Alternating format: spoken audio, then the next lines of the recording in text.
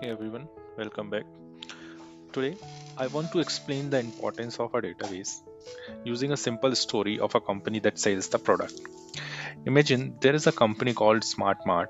They sell mobile phones, laptop, and accessories. In the beginning, business is small.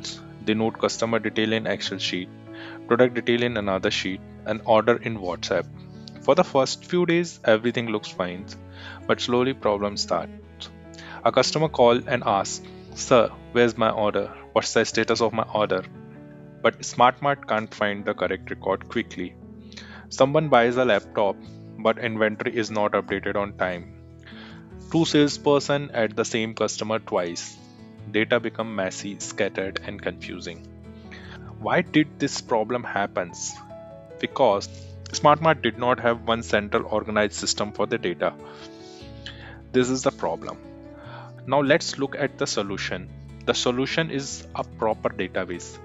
A database like a single clean storage system where the customer data, product data, and order data, everything is stored in a single way.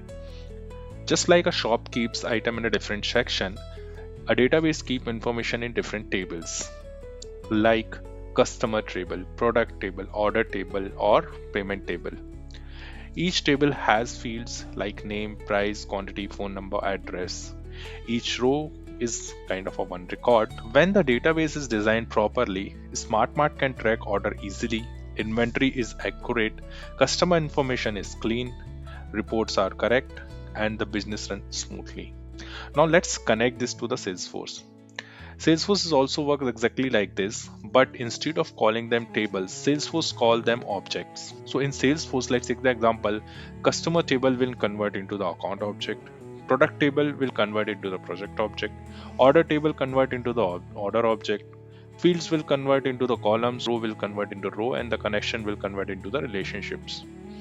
Salesforce give these database features ready-made.